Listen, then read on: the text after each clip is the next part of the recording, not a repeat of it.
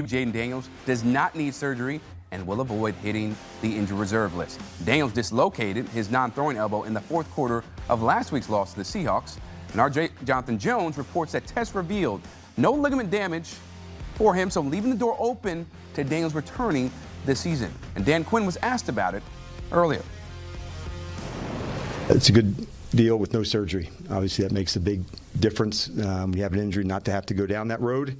I hope to give you guys an update after the bye week about where he is and where we go from there. But after that, I'll give you an update on where it's at, and we'll give us a couple weeks to get to that space. Time now to bring in CBS Sports NFL writer John Breech. And John, we know that Jayden Daniels will not be ruled out for the rest of the season, so that is good news in theory, right, when you look at the severity of the injury. But given where they are in the standings at 3-6, do you think that is the most logical move? Chris, let me just say first, I'm definitely not a doctor, because I thought Jayden Daniels was going to be out for like 6 months and we weren't going to see him again. I mean, that was absolutely gruesome what happened to his elbow. So this is great news if you're the Commanders, that he doesn't need surgery and that he could potentially return this year. Now, should he return this year? To me, this is like the Joe Burrow situation in Cincinnati, where you have an injured quarterback. And if you are in playoff contention in December when he could possibly get back on the field, then yes, absolutely bring him back. But if you are not in playoff contention, there's no reason to bring him back. In both cases, you have quarterbacks who have dealt with injuries. They've missed prior games due to injuries besides the current injury they're dealing with. And if you look specifically here at the Commanders' schedule, we see Week 10, Week 11, Week 12. Those 3 games take them through the rest of November. It's against the Lions, it's against the Dolphins, it's against the Broncos. They are 3-6 right now. If they lose 2 of those 3 games, so we'll say the Lions and the Broncos, that gives them 8 losses heading into December. You are not making the NFC playoffs with 8 losses. That means best case scenario, you're going 9-8. So at that point, I think you sideline them for the rest of the year. So these next 3 games I think are huge. I think they need to go at least 2-1 to keep the dream alive to put Jayden Daniels back in there. But if you're out of the playoff contention, I don't think you play him. Yeah, I'm with you. If you're not in any close contention for the playoffs, rest him up, right? Focus on next season. Marcus Mariota, you can take the mantle and see what you can do with that. Now, while it was Daniels who burst onto the scene last season, the QB picked 1 spot behind him is making a massive year 2 leap. Drake Maye and the 7-2 Patriots visiting the Bucs this Sunday in a battle of division leaders. Under offensive coordinator Josh McDaniels, Maye has gone from promising prospect to an MVP candidate. Maye leads the NFL in completion percentage and ranks top 3 in passing yards and touchdowns. And only Josh Allen is ahead of Maye in the MVP odds. As it stands now, Maye is plus 400 to win the award. After entering the season with 50-1 odds, he could become just the 5th QB all-time to win an MVP in his 2nd season. The others, Dan Marino, Kurt Warner, Patrick Mahomes, and Lamar Jackson.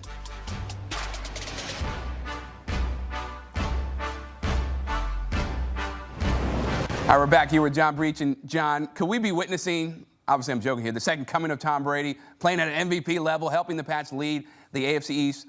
But in all seriousness, right, what stood out to you about his progression from year 1 to now what we're seeing?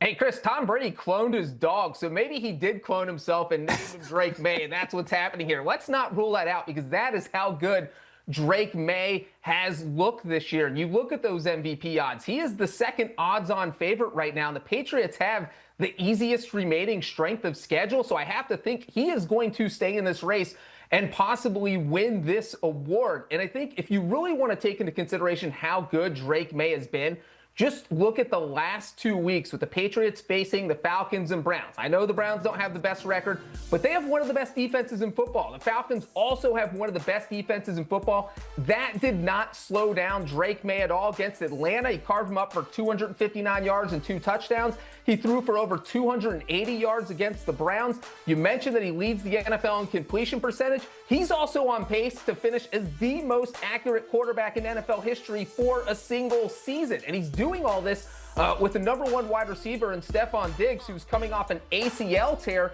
last season, who's 31 years old. And then you have kind of the rest of that team. There's no all-pro receivers behind Stephon Diggs. So it has been really impressive what he has done. The Patriots don't have much of a rushing attack behind him. So Drake Maye has really had to carry this team. They've been the absolute surprise of the 2025 season. And if the Patriots end up winning the AFC East title, it is going to be because of Drake Maye. And I think you would have to give them serious consideration. And we saw Josh Allen. He's number one in those odds. Would people actually vote Josh Allen over Drake Maye if the Patriots won the division title? That would be pretty difficult. So I like Drake Maye's chances. Yeah, I like him too. He's really coming to his own with this Patriots team as this franchise looks to have new success without Tom Brady. Now, the first pick of Maye's 2024 draft class had himself quite the game last week. Caleb Williams led a last-minute game-winning drive as the Bears put up 47 points in a wild win over the Bengals. Williams threw for 280 yards and 3 touchdowns, but not a single pass was completed to Odunze. A surprising outcome for the Bears' number one wideout that even had Odunze's dad criticizing the team on social media. Now, Odunze was held without a catch for the first time in his career. It comes after a 114-yard performance the week prior against Baltimore, and you can see his production has been uneven over the past month. Odunze hasn't scored during the span after reeling in 5 touchdown catches in his first 4 games of the season. Now, Odunze still does lead the Bears in receiving yards, targets, and receiving TDs, but how do they get him more involved, John, when you look at some of the areas that they're struggling in to get him acclimated? Hey, well, I like what Rome Odunze's dad is doing, taking a page straight out of Marvin Harrison Sr.'s playbook. Hey, let's complain about the offense publicly. Maybe they'll switch things, and maybe my kid will have a huge game like we saw Marvin Harrison Jr. have for the Cardinals on Monday night against the Cowboys. With this game, as you mentioned, Chris, despite having 0 catches, he is still the leading receiver in this offense. So he has thrived in Ben Johnson's offense this year. It has been a little consistent, but I really don't read much into what happened against the Bengals, because if you look at what the Bears were trying to do, that Bengals defense has one great player on the field in that game. It was DJ Turner, the cornerback. He was kind of shadowing Odunze. So if you're the Bears, you're thinking, look, we can crush these 10 other guys. Let's just stay away from DJ Turner.